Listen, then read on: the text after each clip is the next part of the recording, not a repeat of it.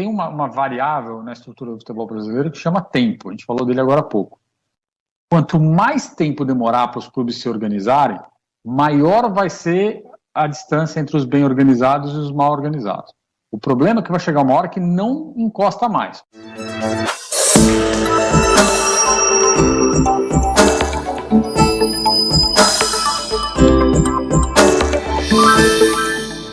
Tem um indivíduo que conhece tudo e ainda um pouquinho mais de finanças. César Grafietti é o consultor de gestão de finanças de esporte de uma forma geral. Ele presta essa consultoria tanto ao Itaú, à CBF, enfim, aí tem outros clientes. César, muito obrigado por estar conosco mais uma vez no programa Esporte Executivo. Oi, Vinícius, enorme prazer falar contigo, é uma honra estar aí falando contigo, com seus ouvintes, obrigado pelas palavras, mas a gente vai tentar aqui, inclusive, traduzir um pouquinho disso tudo que acontece fora de campo e que impacta dentro de campo no futebol. Anualmente o Itaú divulga um estudo bastante robusto, quer dizer, parece que ele está cada vez mais robusto, né, César, em relação às finanças dos clubes, mas vocês divulgaram agora no último mês, mas parece que teve uma pandemia aí no meio do caminho que vocês usaram, inclusive, essa expressão no estudo, que mudou um pouco do cenário. Vocês já tinham talvez uma projeção de quem é melhor, quem é pior, mas a pandemia em 2020 causou um impacto importante nos números que vocês alcançaram, é isso, né? É isso. E aí fazer qualquer tipo de análise sem considerar esse aspecto, ela acaba sendo muito frágil, na minha visão, né? Dizer que a dívida dos clubes aumentaram, que o déficit aumentou, que as receitas caíram, sem contextualizar, sem entender o que aconteceu, fica muito... há uma certa desonestidade intelectual, inclusive, nisso. Então, o trabalho desse ano foi... Na verdade, nós tivemos muitos trabalhos, primeiro para entender toda a confusão dos números, né, toda a dinâmica de números, mas, além de entender e considerar este aspecto, nós também fizemos alguns ajustes, né? Pegamos uma parte das receitas do futebol que migrou para 2021, porque as competições terminaram só no início do ano, então nós fizemos alguns ajustes, para entender muito mais do que o número fechado ali de dezembro de 2020, e entender o que foi o ano calendário dos clubes, para ter uma percepção melhor do que foi a dinâmica do futebol neste ano de pandemia. E aí você chegou à conclusão de que o futebol brasileiro não tem mais jeito, é isso? Não. Dá para chegar a algumas conclusões, assim. Eu acho que uma delas é que a gente continua, de certa forma, repetindo alguns erros, né? Por mais que tenha havido uma pandemia, e, de novo, a gente não pode esquecer e ignorá-la, o fato de boa parte dos clubes terem entrado neste processo de pandemia debilitado fez com que a situação fosse um pouco mais grave do que esperávamos, de certa forma, né? Se de uma maneira geral as receitas até caíram menos do que se supunha no início do período, quando eu considero o ano calendário, ainda assim as dívidas de alguns clubes pioraram muito, né? Cresceram demais. Você pega ali o Corinthians, o Vasco, o Atlético Mineiro, de uma forma deliberada, mas a maior parte dos clubes teve aumento de dívida. Agora, aqueles que entraram neste processo mais organizados, né, mais equilibrados, conseguiram atravessar de uma forma difícil, mas conseguiram atravessar saudáveis dentro de um contexto pandêmico. Mas César, assim, você é um especialista, então nos esclareça.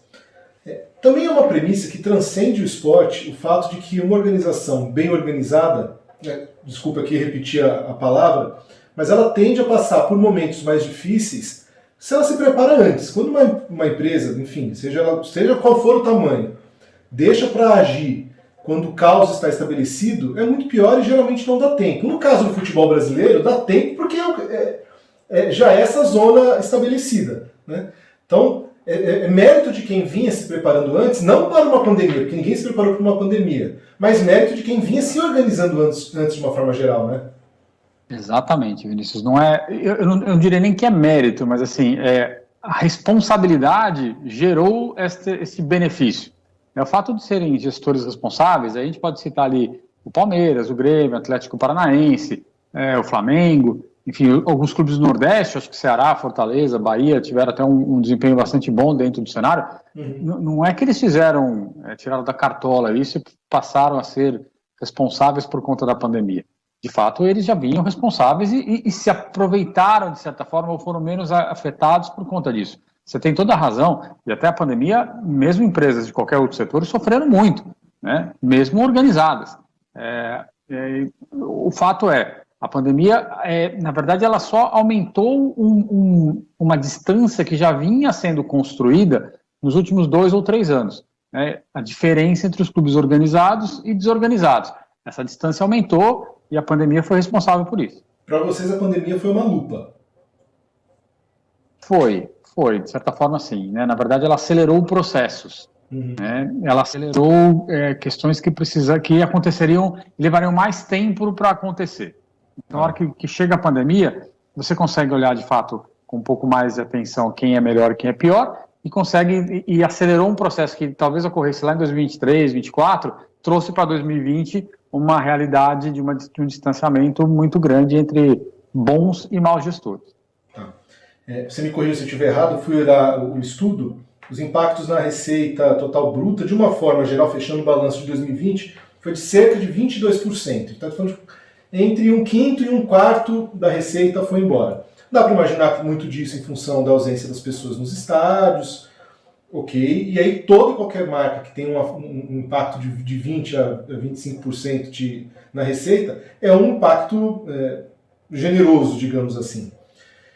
Aqueles que estavam, então, no desajuste de receita e despesa sofrem muito mais porque eles tinham a expectativa de que vinha uma receita para tapar os buracos que eles vinham construindo. E aí não veio, os buracos escancararam, não é o contrário, né? Então não é que eles estavam bem e a receita deixou de aparecer para que eles nadassem de braçada melhor.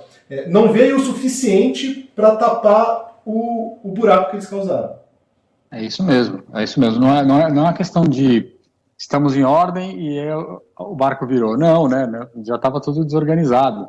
Então, tem um outro efeito, que é um efeito importante, que aí, de novo, pegou os clubes na contramão, que os investimentos, eles são feitos normalmente ali nos 2 primeiros meses do ano. Você faz contratação de atleta naquela janela europeia de dezembro, janeiro, e que no Brasil é importante porque você monta o elenco para passar o ano, né? Para passar a temporada inteira. Os clubes fizeram investimentos em janeiro e fevereiro, e ali em março veio a pandemia. Então, uma parte do aumento das dívidas veio em função disso. Eles foram pegos no contrapé, efetivamente. Então, de certa forma, eu tenho que trazer também um outro ponto, né? A gente falou da perda das receitas, do impacto da diferença entre bons e maus gestores, mas tem um aspecto positivo que foi uma redução de custos e despesas, né? Os clubes conseguiram ali, na medida do possível, reduzir entre 15% e 16% a seus custos e despesas, uma parte de custo de pessoal e uma parte de outros custos e despesas. E aprendendo que é possível, né? Aprendendo que é possível, porque se não tem crise, se não tem pandemia, você vai empurrando e isso vai aumentando, ajudando a aumentar o tamanho do buraco. Na verdade, a pandemia ela mostrou que, de alguma maneira, você precisava reduzir custos. E um esforço adicional foi feito. Então, temos o copo meio vazio e temos o copo meio cheio, nem meio cheio, 1/3 cheio, que foi ali uma capacidade de reduzir custos. Os clubes aprenderam a ser mais eficientes na pandemia. É isso. E agora, talvez com uma retomada de receita, eles consigam melhorar o desempenho? Ou você acha que isso também é provisório? De que, nossa, estamos sem receita, vamos ser mais eficientes, mas quando tiver mais receita, vamos de novo errar a mão. O que você tem de... Conhecendo o histórico dos clubes, eu diria que a tendência é, com mais dinheiro, eles voltem a gastar, né? Mas por quê? Né? Até pela estrutura do modelo associativo dos clubes, né? Então, ali, você tem que bancar, para muitos deles, uma área social, você tem que bancar consultorias, você tem que bancar diversos custos e despesas que só existem porque você está numa associação sem fins lucrativos com um componente político importante. Então, é natural que neste momento de pressão todo mundo conseguiu cortar, mas eu não me surpreenderei se, com mais receita, essas despesas e custos voltem a crescer. Eu gostaria muito de ver os clubes controlando esses custos que foram cortados, mas eu tenho dúvidas que a maioria deles conseguirá. A gente já conversou outras vezes, e mesmo fora do programa, que o ponto principal não é o fato de ser associativo. Se você for associativo e tiver uma gestão competente, funciona. Me parece muito uma característica brasileira. É aí que eu quero, se você puder... eu sei que o seu estudo ele é profundo em relação aos clubes do Brasil, mas você vê o que acontece fora. Você mora na Itália, mora na Europa, você percebe como isso acontece. Essa característica de náufrago em relação ao modelo associativo é muito específico do Brasil, ou de uma forma geral, quem caminha por essas águas tende a errar no processo de gestão? Eu enxergo muito como um problema brasileiro, mas brasileiro por um motivo. Nas associações fora do país, isso vale até, não são todas, tá? Mas uma boa parte delas, elas se organizam de uma forma que os gestores comprometem o seu patrimônio em caso do clube ter problema. O Boca Juniors, por exemplo, é assim, é uma associação onde o presidente, se tiver algum problema, ele se compromete com o seu patrimônio.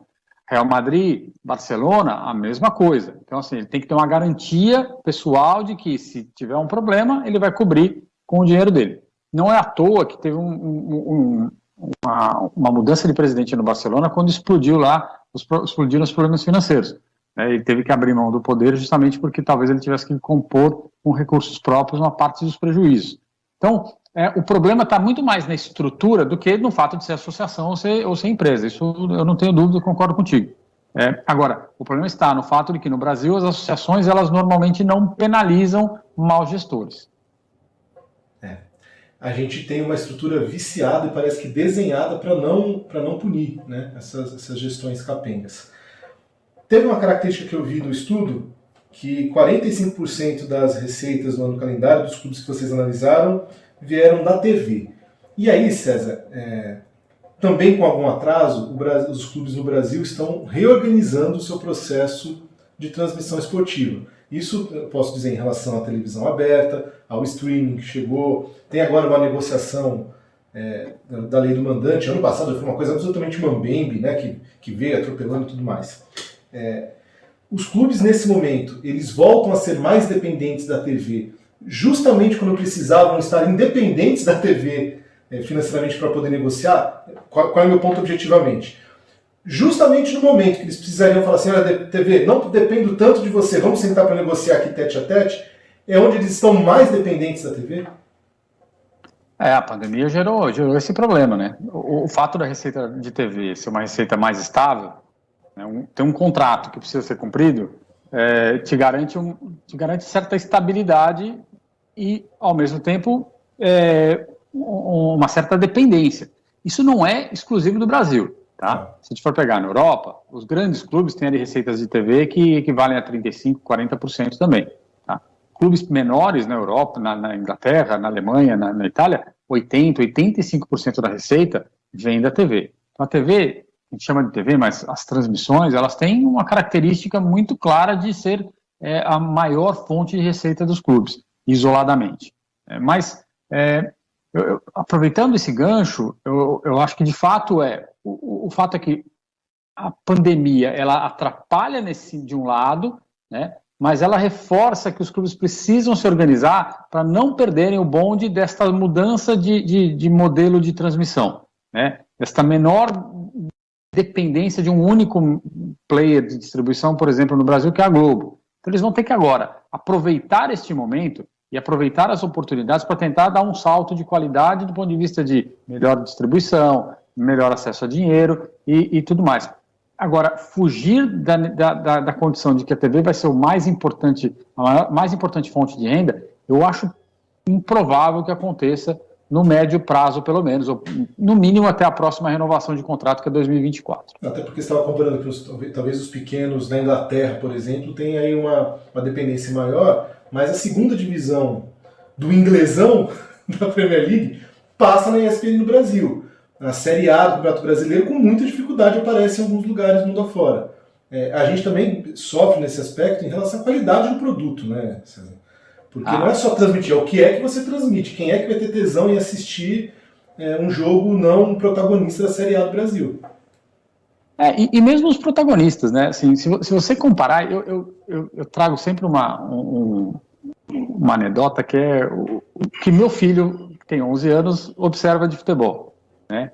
Ele tem muita dificuldade em assistir jogos do Brasil, porque ele olha e fala, isso é muito lento, muita falta, o jogo para muito, a qualidade do jogo não agrada, mas em compensação ele assiste campeonato italiano, campeonato inglês, campeonato alemão, todos os jogos, se você deixar, ele assiste.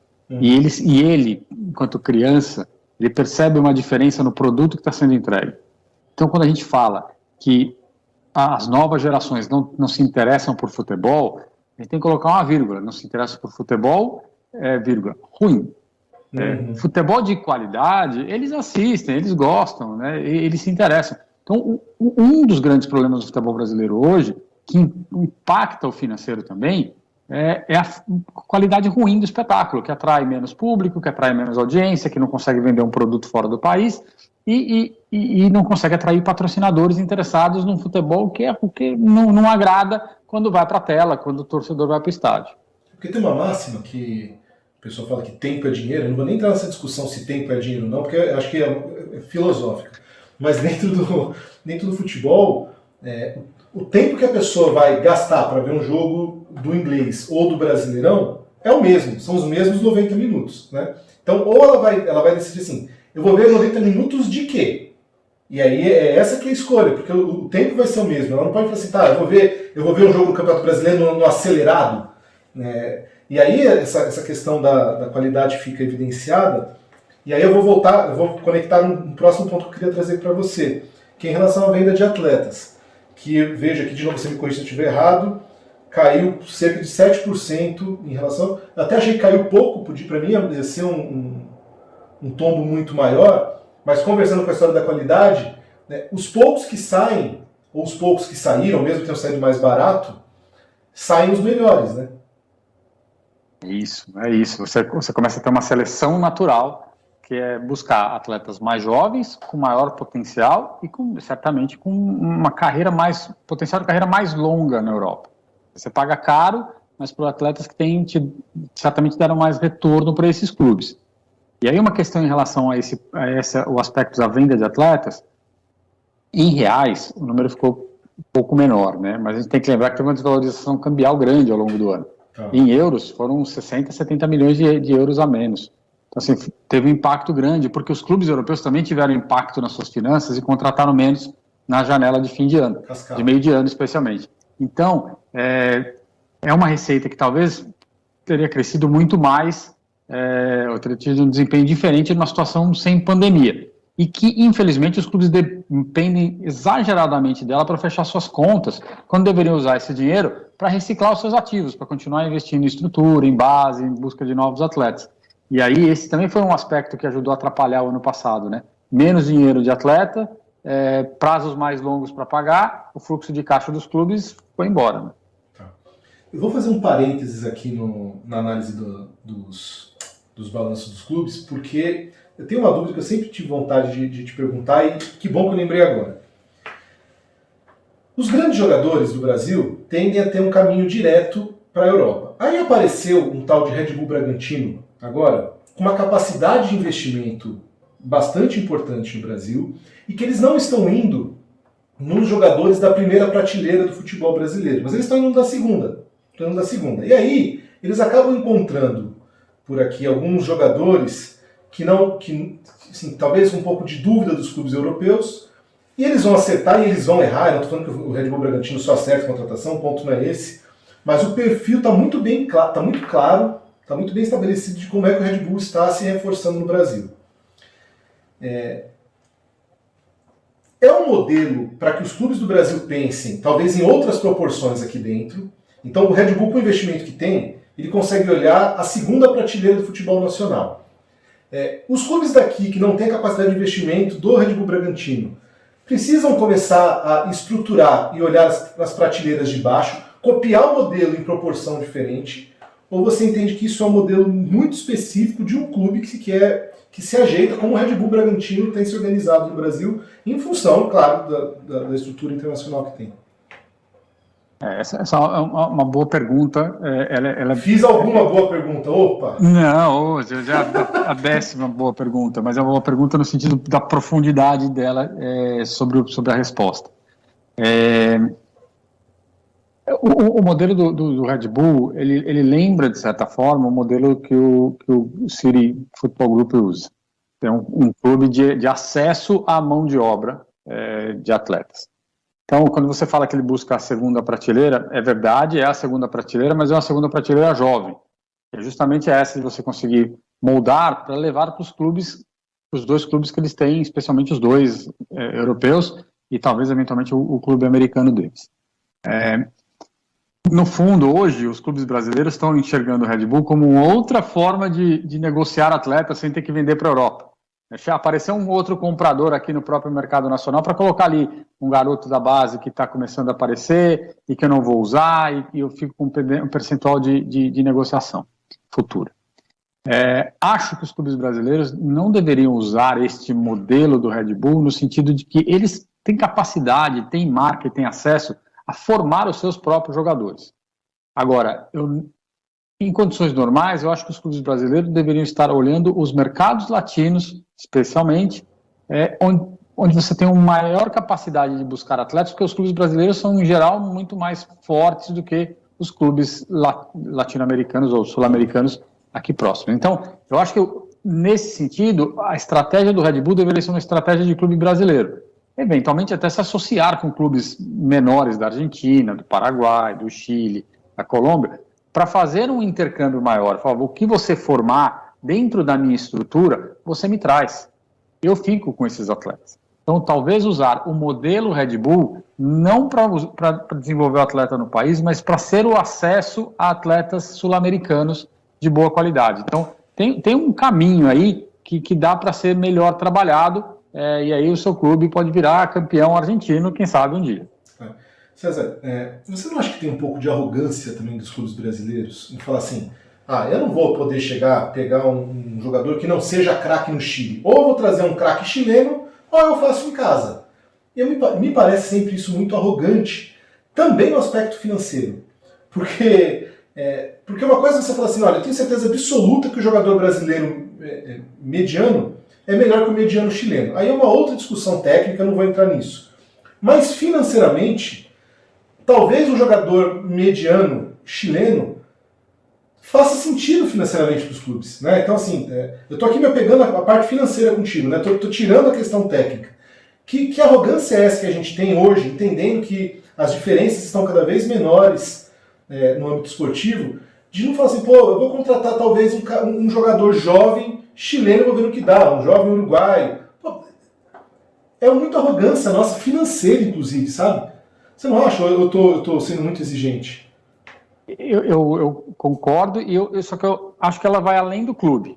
Ela é uma arrogância do clube, do torcedor e uma arrogância da imprensa esportiva. Por quê? Se você contrata um jogador desse, de 16, 18, 19 anos do Chile, da Colômbia, e ele não vira titular em 3 partidas, você queimou o jogador. Ele não serve, gastou dinheiro à toa. Então, acho que todo mundo que trabalha na estrutura do futebol tem que começar a enxergar estas oportunidades como uma oportunidade de você vai testar 5, 6, 7 para acertar um. Como já é na base hoje. Se você, conversando com o pessoal da base de alguns clubes, eles dizem que assim, 5, 6% do volume de atletas que passa no clube é aproveitado. A maior parte deles é dispensada, porque eles não atingem os níveis mínimos de qualidade para serem utilizados no futebol profissional. Por isso que o futebol profissional demora um pouco para reciclar, né? Não é que você tem todo ano 500 jogadores jovens entrando. Esse procedimento, esse processo, ele deveria ser muito mais adotado em relação à América do Sul, buscando esses atletas que podem ser medianos, mas às vezes é muito melhor você buscar um mediano de 18, 19 anos que possa ser integrado à sua cultura, do que você gastar um dinheiro no jogador veterano, que já está num momento de carreira em declínio e que vai custar muito mais caro e vai entregar muito menos, potencialmente, do que esse garoto. Então, por que o pessoal vai para o Red Bull Bragantino? Porque enxerga no Red Bull Bragantino uma possibilidade de ir para a Europa, uma linha direta. Se os clubes brasileiros tivessem vínculo com clubes sul-americanos, esses jogadores de outros países enxergariam neste clube sul-americano uma possibilidade de jogar no mercado maior, que é o mercado brasileiro, e não ficar sonhando com mercados secundários da Europa, ou com o México e tudo mais. Tem uma arrogância geral, sim. Eu acho que isso precisa começar a ser combatido se a gente quiser ter um futebol mais global, digamos assim, no Brasil. Até porque, tirando o Borussia Dortmund, que parece que nunca erra em contratação de jovens, esses erros acontecem em todos os níveis, né? Os acertos dos erros acontecem. Todos. E do jovem ao veterano, né? Todo mundo erra. Se você pegar o Barcelona, por exemplo, tem um time, tecnicamente, é o Barcelona, tem o Messi, tá, mas tem muito jogador que o torcedor do Barcelona reclama, não gosta, acha fraco. Todo mundo erra, né? Então, assim, só que você erra menos, quanto maior for a sua capacidade de captação, de treino, de desenvolvimento, quanto maior for o seu acesso a atletas no mundo. E a gente pode dizer hoje, agora voltando para o estudo que o Itaú desenvolveu, que você desenvolveu com o Itaú, que o Flamengo e o Palmeiras são os clubes que têm errado menos no Brasil, pelo menos entre os principais? Eu acho que o fato de terem mais dinheiro lhes dá a chance de errar mais. Então, se você pensar, o elenco do Flamengo e do Palmeiras, os dois elencos são elencos grandes. O próprio torcedor desses clubes, a gente ouve aqui e ali, reclama de 2, de 3, de 5 jogadores. Mas como os elencos são grandes, isso fica diluído. E aí você consegue reorganizar. A diferença em relação aos outros clubes, que têm elencos mais enxutos, é que o erro na composição do elenco ele é fatal, porque você não tem lá dinheiro e capacidade de ter um elenco de 30 atletas de bom nível. Você vai ter ali um elenco de 11, 12, 14 de bom nível, e o resto de composição, muitas vezes, muito mais frágil do que os titulares. Então, mais dinheiro te dá mais chance, maior oportunidade de erro, vamos dizer assim. Daqui para frente, qual é a possibilidade de erro que os clubes têm? Passado um ano muito forte de pandemia, um 2021 que ainda traz efeitos no Brasil. Em outros planetas, o esporte já voltou.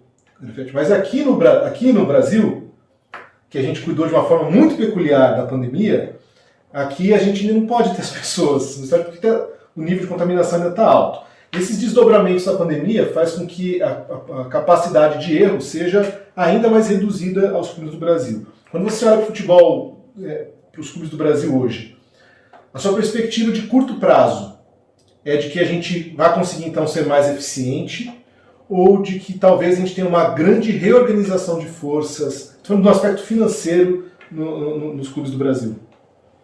Eu ainda trabalho com a ideia dessa reorganização e desse distanciamento paulatino, gradual, que vai continuar acontecendo. Eu posso dar alguns exemplos. Hoje você tem Cruzeiro, Vasco e Botafogo na Série B. Então, assim, o distanciamento financeiro em relação aos outros clubes aumentou. Você tem São Paulo e Palmeiras, São Paulo, Santos e Corinthians em São Paulo, com níveis de endividamento e de prejuízo, né, de déficit muito grande em relação ao Palmeiras. Então, eles vão começar a se distanciar com elencos mais frágeis em relação aos adversários. A gente já falou do Cruzeiro, mas o Atlético, com dinheiro de investidor, começa a se distanciar do Cruzeiro. No Rio Grande do Sul, o Grêmio, em relação ao Inter, também começa a se distanciar, porque o Inter é bem mais endividado, tem mais problemas de gestão de receita. Então, os times do Nordeste continuam bem organizados. Então, o que a gente vai ver é continuar, pela falta de dinheiro, continuar havendo um distanciamento cada vez maior. Então, a gente corre o risco, tem uma variável na estrutura do futebol brasileiro que chama tempo, a gente falou dele agora há pouco. Quanto mais tempo demorar para os clubes se organizarem, maior vai ser a distância entre os bem organizados e os mal organizados.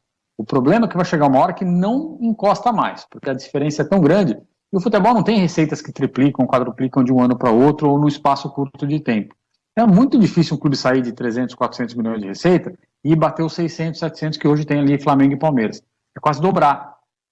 Não tem tempo para isso. Quando esse clube chegar em 700, o Palmeiras e o Flamengo vão estar em 1 bi. Então a distância vai continuar crescendo.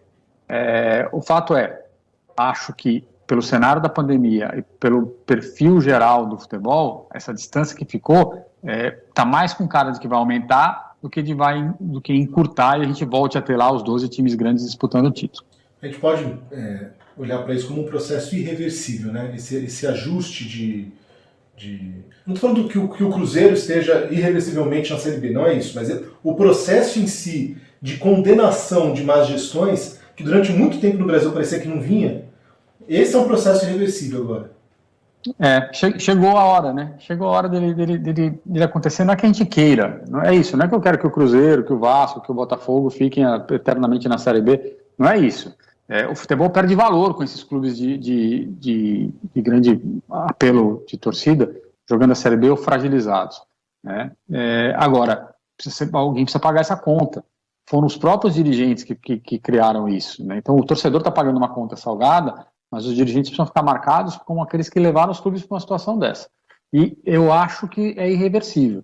A gente viveu muitos e muitos anos com a ideia de que tínhamos muitos clubes grandes, né? Por conta dos campeonatos estaduais e tudo mais. À medida que os estaduais perdem força e o Campeonato Brasileiro se torna uma grande referência, eventualmente a Copa do Brasil, a Libertadores, que acabam sendo disputadas pelos mesmos clubes, você começa a enxergar um distanciamento maior do ponto de vista esportivo, que reflete no distanciamento do ponto de vista financeiro. Então as duas coisas estão muito ligadas.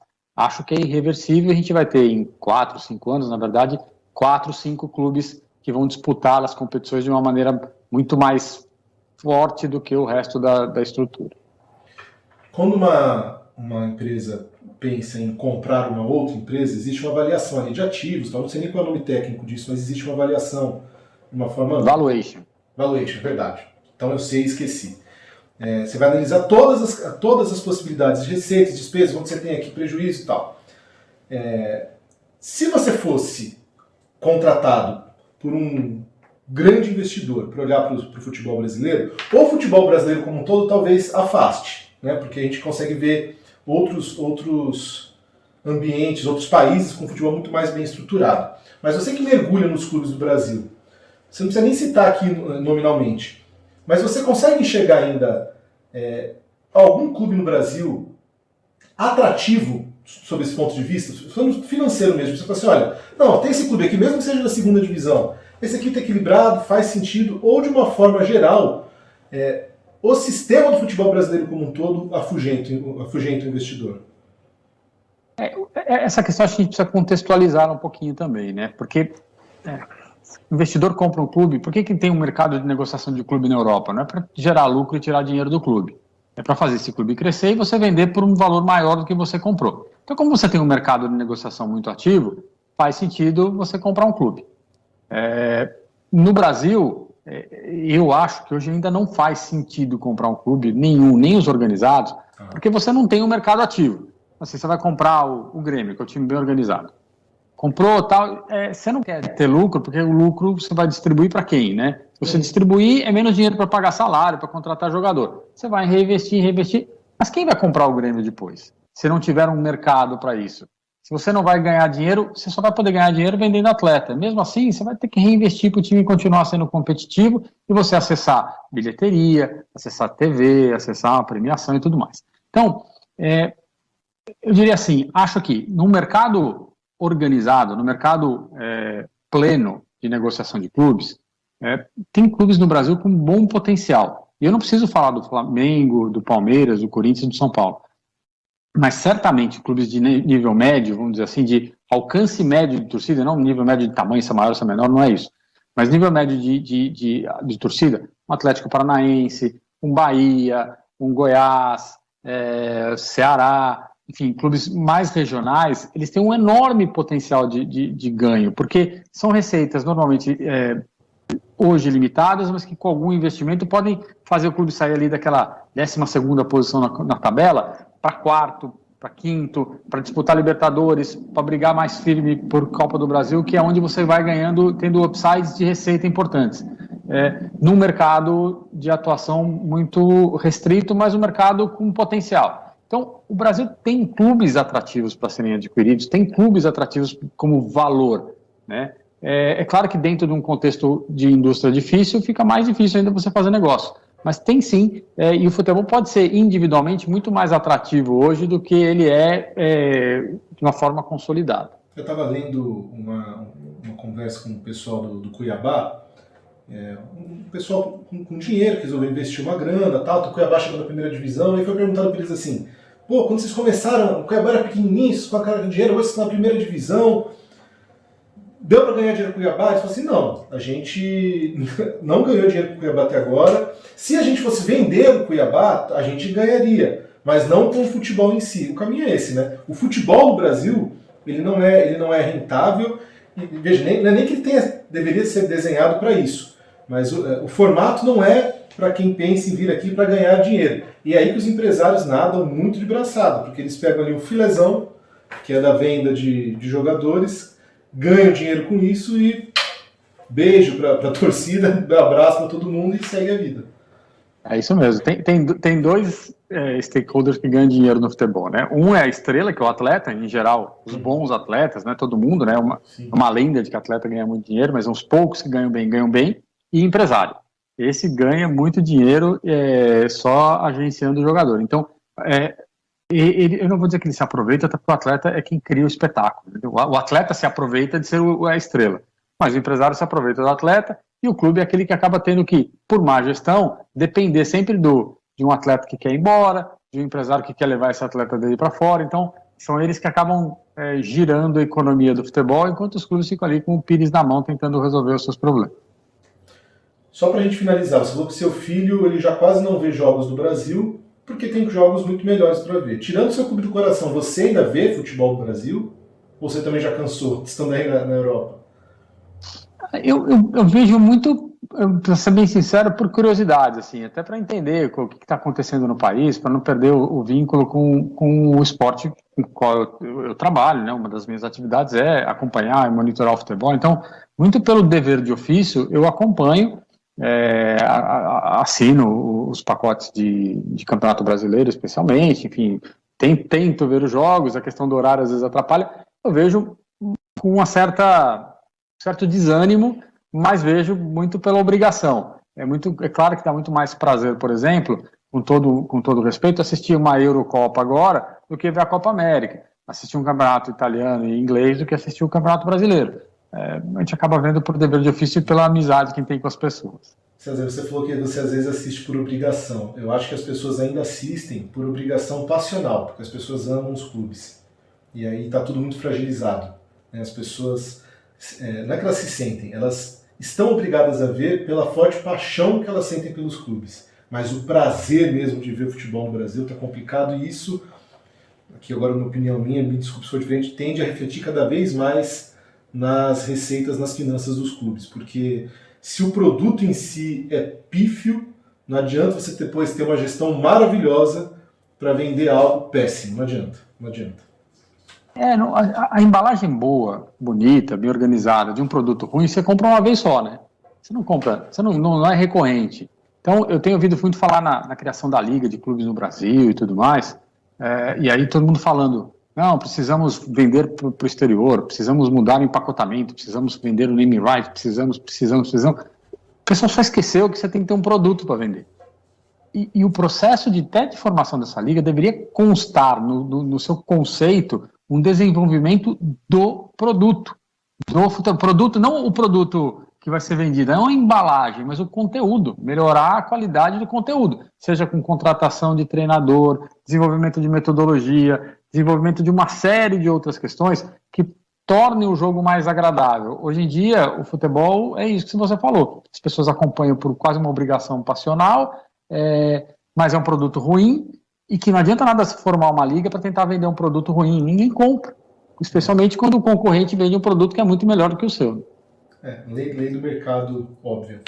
César, muito obrigado mais uma vez pelo papo contigo. Você é uma daquelas pessoas que se eu ficar conversando assim, nas 2 horas a gente vai embora, você abre um vinho aí, eu abro um vinho aqui e a gente segue a vida. Combinado, a gente pode fazer isso agora aqui e continuar falando, que é um prazer sempre falar contigo também, Vinícius. Obrigado mesmo, César, que você continue esse seu trabalho de muita qualidade. A gente que gosta de futebol e não tem a capacidade técnica, analítica que você tem em relação aos números, depende muito de ti, de profissionais como Rodrigo Capello, enfim, mas você é um cara que está há muito tempo aí nessa toada. Parabéns e obrigado. Obrigado pelas palavras. Assim, é uma tentativa de ajudar o torcedor. Né? Começou assim e vai continuar sendo assim, fazer o torcedor tentar minimamente entender o que acontece fora de campo. E estou aqui à disposição sempre que você quiser e precisar e eu não te atrapalhar, pode contar comigo. Imagina, jamais. Que os torcedores entendam que isso é relevante. Né? A gente precisa muito que os torcedores entendam. Se os torcedores não cobrarem nesse aspecto, a gente está perdido. A vocês que nos acompanharam até agora, foi um prazer, muito obrigado, um abraço e até a próxima.